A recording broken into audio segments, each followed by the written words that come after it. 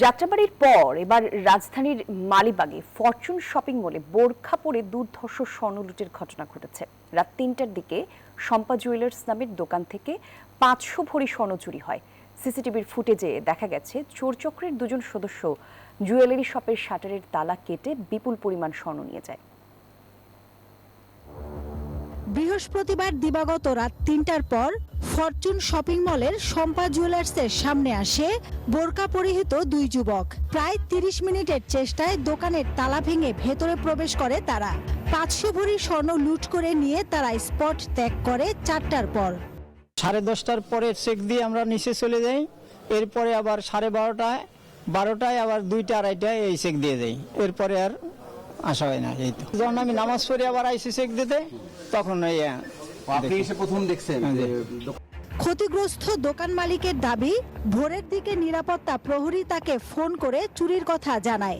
তার অভিযোগ, মার্কেটের নিরাপত্তার দায়িত্বে থাকা প্রহরীদের সংশ্লিষ্টতায় স্বর্ণ লুট হয়েছে।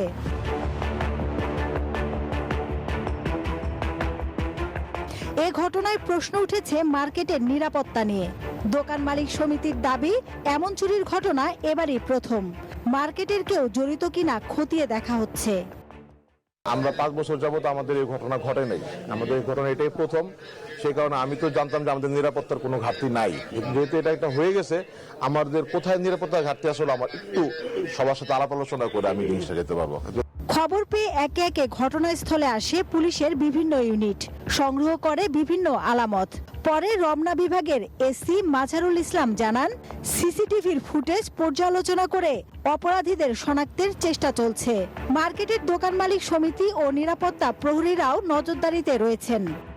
যেহেতু এখানে সিকিউরিটি ছিলেন, রাতের বেলা যে ডিউটি থাকেন, তো সেটা আমরা খতিয়ে দেখবো যে আসলে সম্পৃক্ত ছিলেন কিনা। আর যে আমরা ফুটেজ পেয়েছি, সেই ফুটেজের সাথে যে ব্যক্তি দুজনকে আমরা দেখেছি, তার সাথে আমরা আমাদের টেকনোলজির মাধ্যমে যাদেরকে পাবো, তাদের সাথে একটা ক্রস ম্যাচিং হবে, আমরা দেখবো। এর আগে মঙ্গলবার রাতে রাজধানীর যাত্রাবাড়ির রায়হান সুপার মার্কেটে 125 ভরি স্বর্ণ চুরির ঘটনা ঘটে। মাসুদা লাবণী, নিউজ 24, ঢাকা।